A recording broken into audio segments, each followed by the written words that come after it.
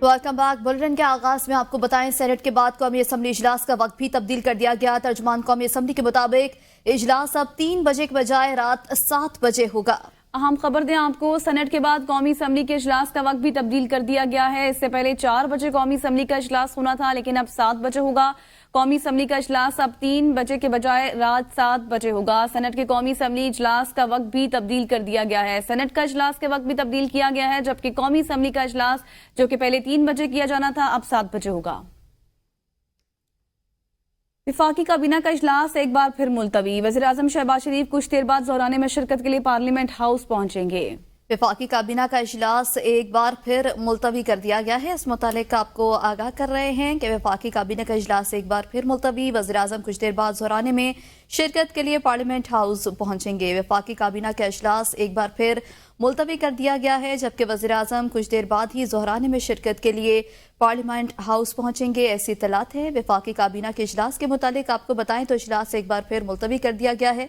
वज़ीर-ए-आज़म कुछ देर बाद ज़ोहराने में शिरकत के लिए पार्लियामेंट हाउस पहुंचेंगे। अब से कुछ देर बाद पार्लियामेंट हाउस वज़ीर-ए-आज़म शहबाज शरीफ की आमद होगी, जहां पर वो ज़ोहराने में शिरकत करेंगे। आपको बताएं कि वफाकी काबीना का इजलास एक बार फिर से मुलतवी कर दिया गया है। पीटीआई रहनुमाओं की बानी पीटीआई से मुलाकात खत्म। पीटीआई रहनुमा मुलाकात खत्म होने पर जेल से वापस रवाना। मुलाकात तकरीबन 1.25 घंटे तक कॉन्फ्रेंस रूम में जारी रही। इस मौके पर बैरिस्टर गौहर का कहना था कि क्या बानी पीटीआई ने तरमीम के लिए मंजूरी दी है। सहाफी का सवाल, मौलाना फजल रहमान से मिलकर मीडिया को आगाह करेंगे। बानी पीटीआई से मुलाकात के बाद मजीद मुशावरत करेंगे। इस मौके पर असद कैसर ने कहा कि बानी पीटीआई की सेहत ठीक है। पीटीआई वफ्द बानी पीटीआई से मुलाकात के बाद मौलाना फजल रहमान के घर के लिए रवाना हो गया। हम खबर दे रहे हैं आपको कि पीटीआई से जो बानी पीटीआई के साथ मुलाकात थी पीटीआई वफ्द की, वो खत्म हो चुकी है और वफ्द इस वक्त रवाना हो चुका है। बानी पीटीआई की सेहत ठीक है, असद कैसर की जानिब से ऐसा बताया गया है। बानी पीटीआई से मुशावरत हो गई है, बैरिस्टर गौहर की जानिब से ऐसा कहा गया और मौलाना फजल रहमान से मिलकर मीडिया को आगाह करेंगे कि आगे का लाहे-अमल क्या होगा। बैरिस्टर गौहर की जानिब से ऐसी से बयान सामने आया है। पीटीआई रहनुमाओं की बानी पीटीआई से मुलाकात अब खत्म हो चुकी है। बानी पीटीआई की सेहत बिल्कुल ठीक है, असद कैसर की जानिब से ऐसा बताया जा रहा है। इससे पहले जो पीटीआई का वफ्द था उसको बानी पीटीआई से मुलाकात की इजाजत नहीं दी गई थी सलमान अकरम राजा को, जिस मुतल्लिक जो पीटीआई का वफ्द है वो दोबारा से मौलाना फजल रहमान के घर गया और फिर मुलाकात हुई, मुशावरत हुई और दोबारा से वो वफ्द 5 रुकनी ये वफ्द था जिसको इजाजत दी गई बानी पीटीआई से मुलाकात के लिए। और बानी पीटीआई से जब मुलाकात हुई 1.25 घंटे तक ये तकरीबन मुलाकात जारी रही। अब ये मुलाकात खत्म हो चुकी है और ये कहा जा रहा है कि बैरिस्टर गौहर की जानिब से कि मौलाना फजल रहमान से मिलकर अगला लाहे-अमल तय किया जाएगा और मीडिया को भी आगाह किया जाएगा। बीएनपी के रहनुमा अख्तर मेंगल ने आईनी तरमीम के खिलाफ वोट न देने का ऐलान करने से सियासी बहरान शिद्दत इख्तियार कर गया। हुकूमत तरमीम के हवाले से नई मुश्किलात से दो चार हो गई। अख्तर मेंगल ने 2 टोक मौक़िफ़ इख्तियार करके कहा, हुकूमत और मुक़्तदर कुव्वतों को पैगाम दिया है कि गन पॉइंट पर किसी तरमीम और मुज़ाकरात का हम हिस्सा नहीं होंगे। JUI के सरबराह से मुलाकात में अख्तर मेंगल ने मौलाना फजल रहमान को अपने असूली मौक़िफ़ से आगाह किया है। मौलाना फजल रहमान ने अख्तर मेंगल का नुक्ता नज़र भी बिलावल भुट्टो के सामने रख दिया। अख्तर मेंगल के ऐलान ने मुस्लिम लीग नून और पीपल्स पार्टी समेत इत्तेहादी जमातों की दौड़ें लगवा दी।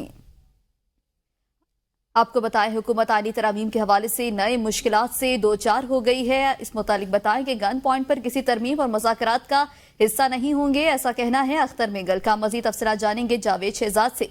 जी जावेद शहजाद, मजीद बताइएगा। जी बिल्कुल जी, बीएनपी के रहनुमा अख्तर मेंगल ने आईनी तरमीम के खिलाफ वोट न देने का ऐलान करके सियासी बहरान में शिद्दत पैदा कर दी है, जबकि हुकूमत तरमीम के हवाले से नई मुश्किलात से दो चार होकर रह गई है।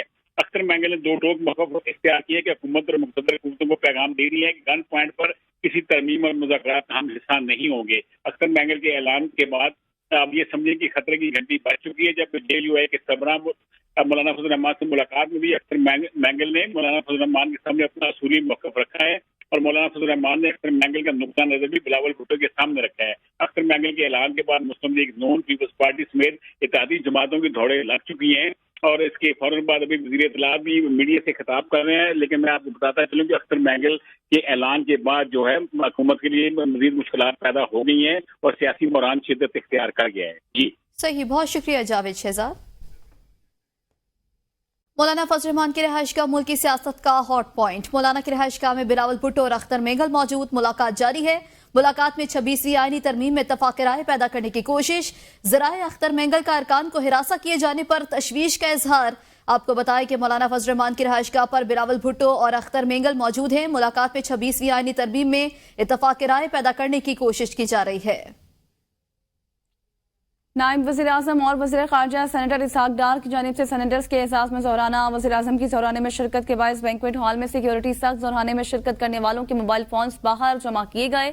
موبائل فون زہرانے میں لے جانے پر پابندی۔ سینیٹرز کے اعزاز میں زہرانے کا مینیو بھی VIP ہے۔ تمام سینیٹرز بینکویٹ ہال پہنچ گئے ہیں۔ زہرانے کے لیے کھانا بھی پارلیمنٹ ہاؤس پہنچ گیا ہے۔ زہرانے میں شرکت کرنے والوں کے موبائل فونز باہر جمع کرا دیے گئے۔ زہرانے کے لیے کھانا بھی پارلیمنٹ ہاؤس پہنچا دیا گیا ہے۔ آپ کو بتائیں کہ نائب وزیر اعظم اسحاق ڈار کی جانب سے سینیٹرز کے اعزاز میں یہ زہرانہ ہے۔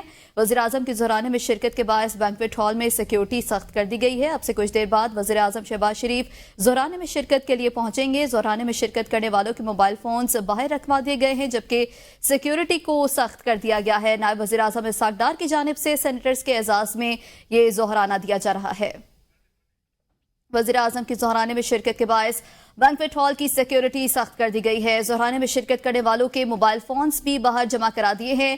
زہرانے کے لیے کھانا بھی پارلیمنٹ ہاؤس پہنچ گیا ہے، جبکہ وزیر اعظم شہباز شریف بھی زہرانے میں شرکت کے لیے اب سے کچھ دیر بعد ہی پارلیمنٹ ہاؤس پہنچیں گے۔ وزیر اعظم کی زہرانے میں شرکت کے باعث بینکویٹ ہال میں سیکیورٹی بھی سخت کر دی گئی۔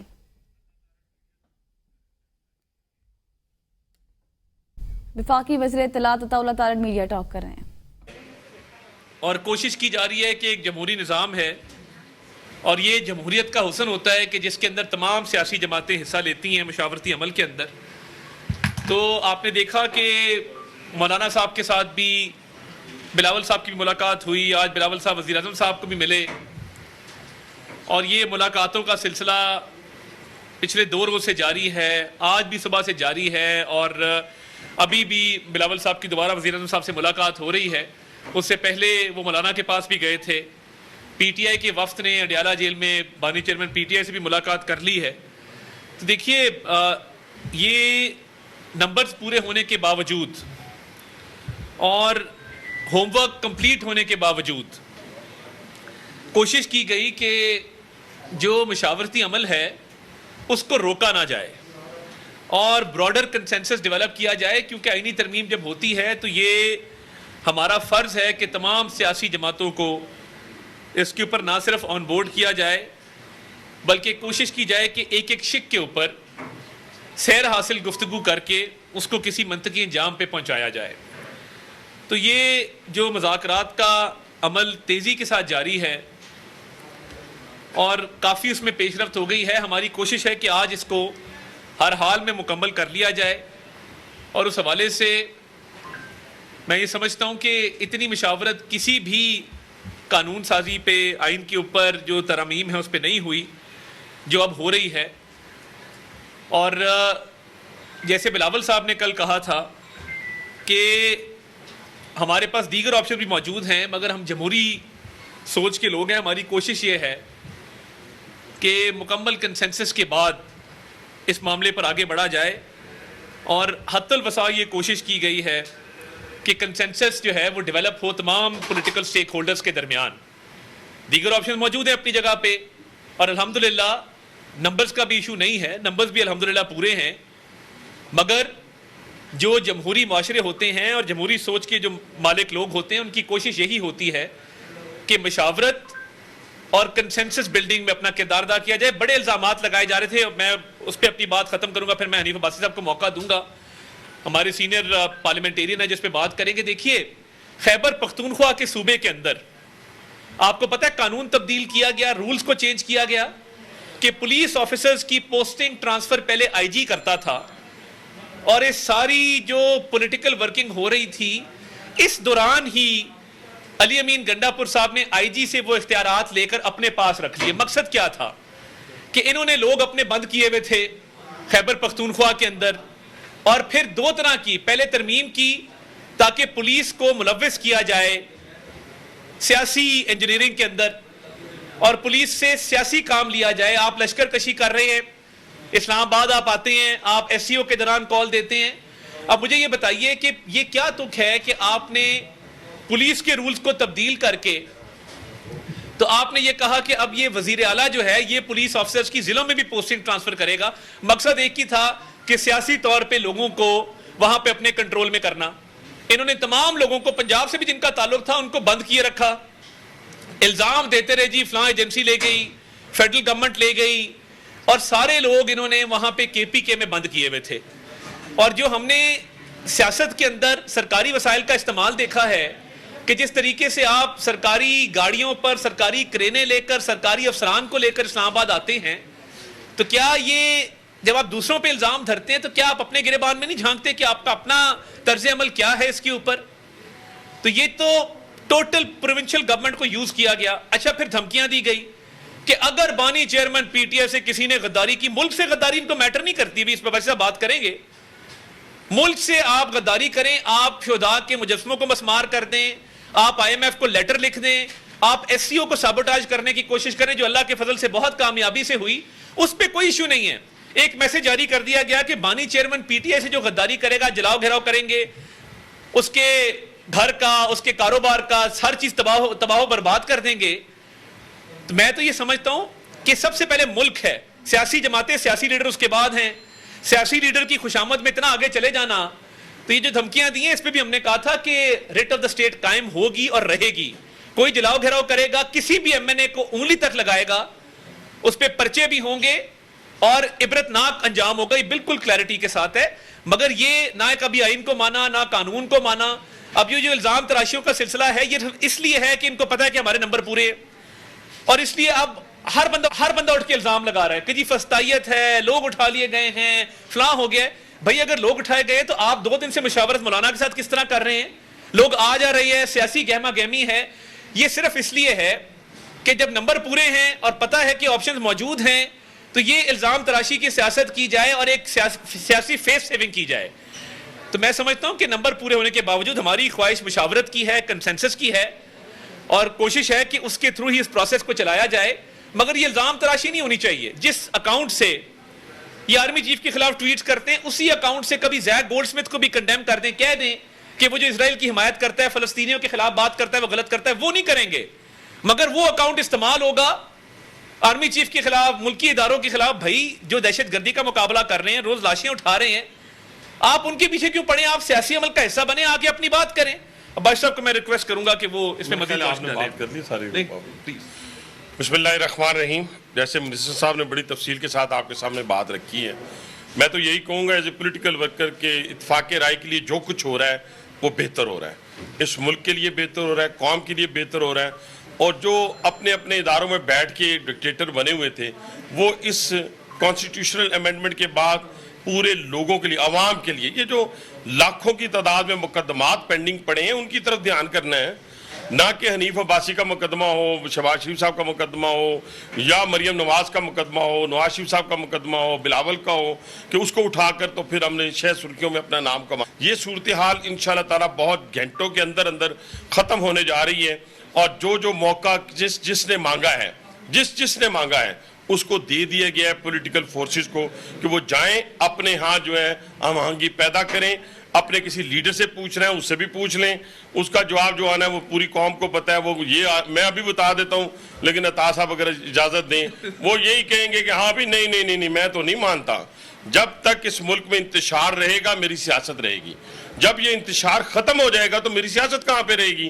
تو میں صرف 2 نکات کے اوپر بات کروں گا, اور وہ نکات کیا ہیں؟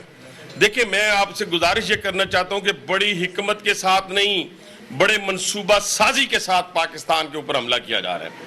اور وہ منصوبہ سازی کیا ہے کہ پاکستان کی انسٹیٹیوشنز کو کمزور کیا جائے, وہ پارلیمنٹ ہو, ایون عدلیہ ہو, اور ایون فوج ہو. اور آج دیکھیں غلطی کوئی کرتا ہے, گالی کس کو دیتے ہیں آپ؟ بڑی بات کی منسٹر صاحب نے زبردست کہ دیکھیں نا, آپ نے گولڈ سمتھ کو تو کبھی برا بلا نہیں کہا. آپ نے اسرائیل کے خلاف اسی فورم پہ کھڑے ہو کے میں نے کہا تھا کوئی ایک سٹیٹمنٹ بانی PTI دے دے تو میں کہوں گا ہاں بھئی اس نے اپنا حق ادا کر دیا. آل پارٹیز کانفرنس میں جو فلسطین کے موقع پہ بلائی گئی سب جماعتیں اس میں شریک ہوئیں, یہ لوگ شریک نہیں ہوئے. اور اب آپ پورے سوشل میڈیا کے اندر جو باہر بیٹھی جھوٹ کی فیکٹری ہیں وہ کرتی کیا ہے؟ بات کوئی کرتا ہے, اسٹوڈنٹ کوئی بات کرتا ہے تو اس کے پیچھے لگ جاتے ہیں, اس کو ابھار کر کہتے کس کو ہے؟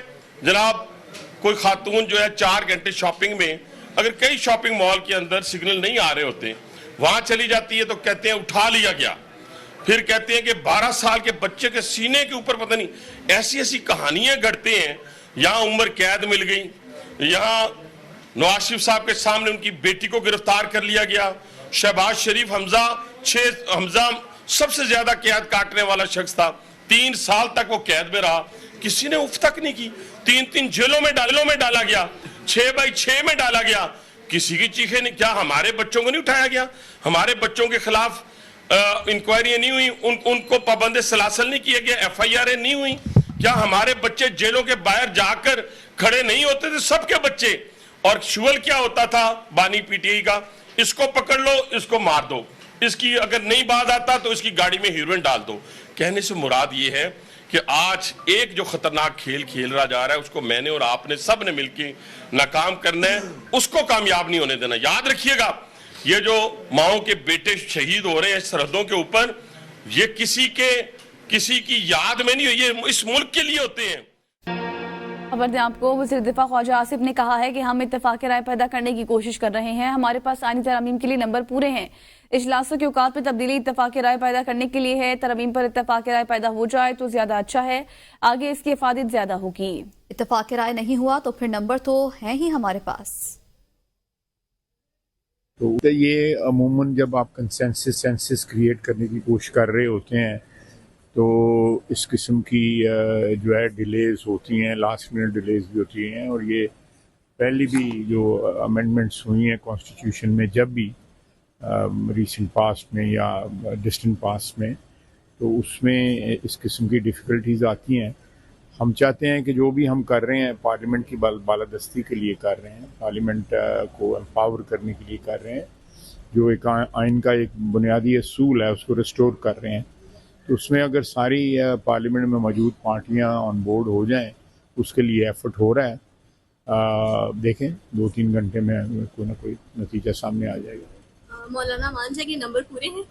یہ نمبر پورے ہیں، لیکن ہماری کوشش ہے، ہماری خواہش بھی ہے کہ مولانا مان جائیں. بڑے خبر دیں آپ کو، وزیراعظم کے مشیر رانا ثناء اللہ نے کہا کہ بانی PTI کا وتیرہ نہیں کہ وہ کسی کے ساتھ بیٹھے اور بات کریں. 2014 سے ان کا ایجنڈا مسائل پیدا کرنا ہے. ہم نے مولانا فضل الرحمان کے مسودے پر اتفاق کیا ہے، معمولی فرق کے ساتھ ہم نے JUIF کا مسودہ اپنایا ہے.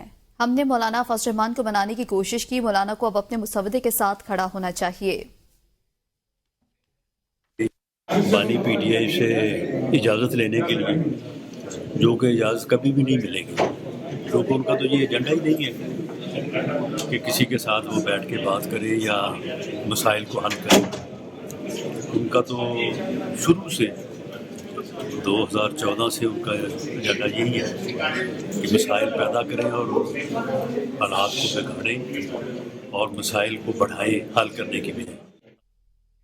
ڈسٹرکٹ اینڈ سیشن کورٹس اسلام آباد PTI حقیقی کی آزادی مارچ کے حوالے سے تھانہ سیکریٹریٹ میں درج مقدمے کا معاملہ. عدالت بانی PTI علی امین کنڈاپور عمران اسماعیل کو مقدمے سے بری کر دیا.